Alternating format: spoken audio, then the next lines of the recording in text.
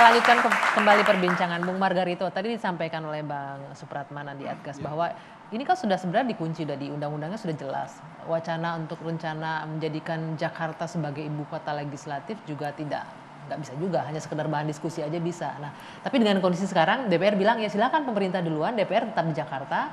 Tapi itu begini, gimana roda pemerintahan akan berjalan seperti apa nantinya? Tapi begini, ada problem loh di undang-undang IKN itu. Apa itu? Dari segi konstitusi ya. Negara ini bernama negara apa? Dari segi konstitusi loh ya. Anda cek Undang-Undang Dasar 1945, cek proklamasi kita, negara ini disebut Republik apa nih? Republik Nusantara kah kita? Atau Republik Indonesia? Itu problem konstitusi terbesar dari Undang-Undang IKN sekarang ini. Anda jangan salah loh dengan memberi nama Nusantara, ibu kota Nusantara. Di mana Republik Indonesia? Sementara nama Republik Indonesia itu bukan nama yang ditemukan di jalan-jalan. Bukan nama yang ditemukan dalam diskusi-diskusi terbuka. Tapi itu kan masalah teknis nama tidak. saja. Nama itu disebutkan dalam Undang-Undang Dasar. Dalam pembukaan Undang-Undang Dasar. Begitulah Republik ini.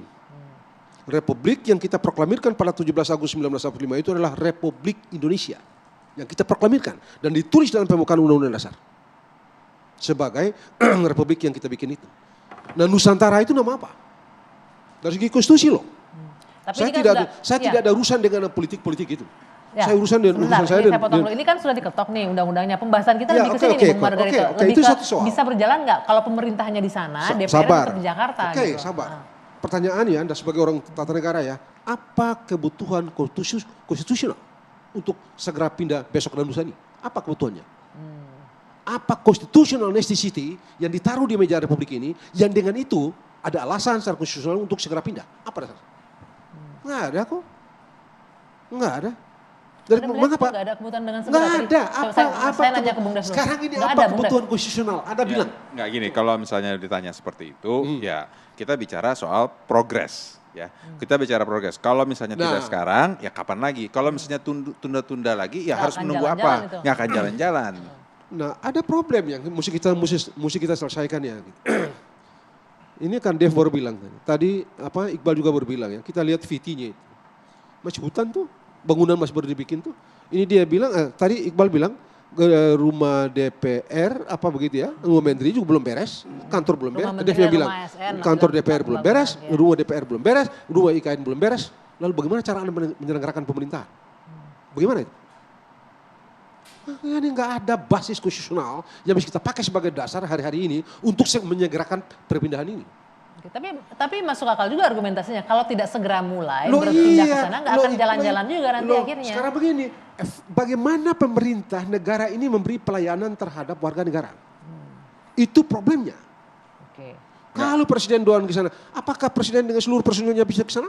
Tadi Dev bilang kalau nggak salah kantor menteri yang baru gedung menteri yang baru diusahakan dibangun sekarang berapa? 10 ya? Tahap pertama 10 baru 10 gitu. Terus bagaimana itu? Bagaimana kocar kacir kayak begitu itu?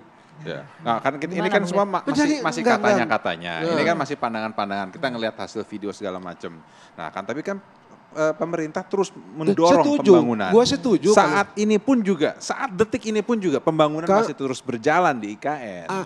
Beresin saja itu dengan seluruh infrastrukturnya sehingga begitu di jalan kita go sehingga pelayanan kewajiban konstitusional pemerintah untuk melayani rakyat itu tidak terganggu hanya karena kita tidak matang, kita tidak prefer betul dalam menyiapkan segala yang diperlukan untuk memenuhi perintah-perintah konstitusi itu.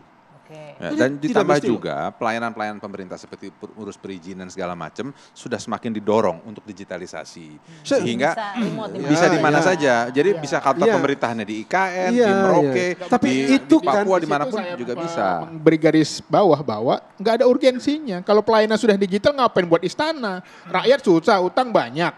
Ini namanya besar pasak daripada tiang gitu loh. Apa salahnya dengan Jakarta? Jakarta penuh dengan sejarah. Disinilah tanah perjuangan. Disinilah rakyat berjuang proklamasi dideklarasikan. Tidak ada yang salah dengan Jakartanya. Mungkin untuk menyamaratakan pembangunan di mana-mana lebih ke sana kali ya. Iya, tetapi lagi-lagi masalahnya hutang kita menggunung. Ngapain buat istana? Nah saya ke Bung Lusius. Ini pertanyaan mengenai bahwa DPR tetap nih mau bertahan di Jakarta. Pemerintah silakan ke IKN. Tapi DPR di Jakarta, kami akan mengawasi dari sini. Itu akan seperti apa efektivitas pekerjaan DPR untuk mengawasi pemerintah nantinya? Ya, mungkin sebelum ke sana saya cuma mau bilang kok telat sekali gitu muncul wacana itu gitu ya. Padahal Undang-Undang IKN sudah direvisi loh. Undang-Undang IKN ini undang-undang yang belum dieksekusi tapi sudah direvisi gitu. Jadi DPR ini kadang-kadang lucu sih undang-undangnya belum sempat dijalankan gitu ya.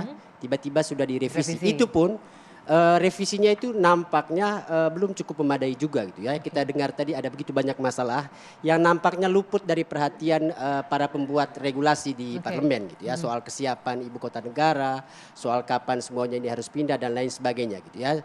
Saya pikir soal keengganan DPR untuk pindah sih mungkin itu bagian dari ini aja kali ya. Kemalasan orang-orang yang sudah betah duduk di Senayan. Wah, gitu ya. Mas Iqbal ini belum duduk di Senayan.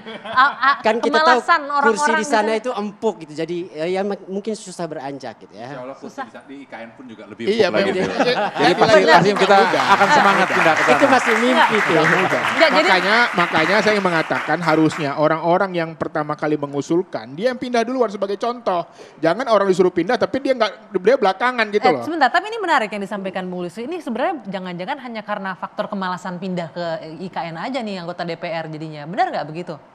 Iya, ini kan masalah psychological behavior ya, perilaku manusia.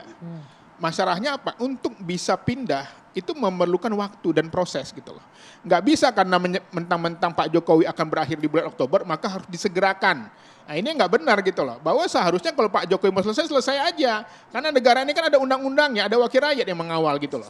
Jangan memaksakan upacara harus di sana, harus pindah di sana, karena ingin hanya sekedar meninggalkan legacy. Tapi tidak tidak empati kepada orang yang berdampak kepada kebijakan itu. Bagaimana anak-anak ASN ini, bagaimana keluarganya, bagaimana istrinya. Mereka di sini saja rumah masih nyicil. Kalau pindah ke sana mereka nyicil lagi. Berapa gajinya yang pemerintah berikan?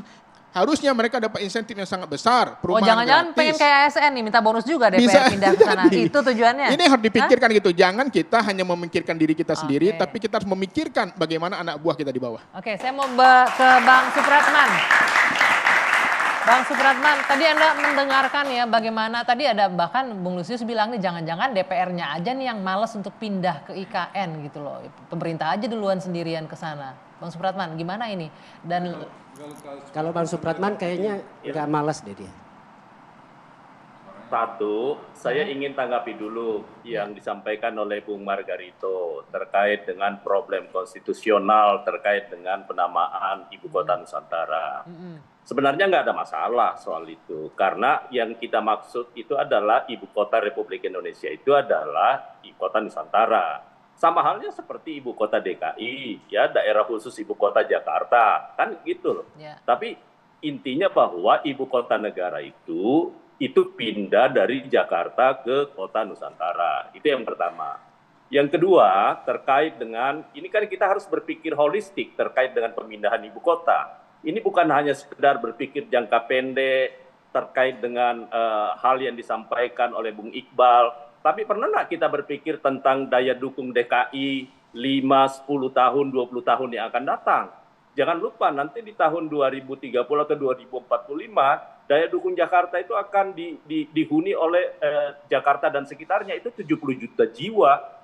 Anda mau dapatkan apa dari sana? Bagaimana kemudian mengatasi semua faktor kemacetan, transportasi, dan lain-lain sebagainya dengan daya dukung yang seperti itu? Nah karena itu, kalau kita mau melihat soal pemindahan ibu kota, kita harus melihatnya secara holistik ya, itu yang pertama.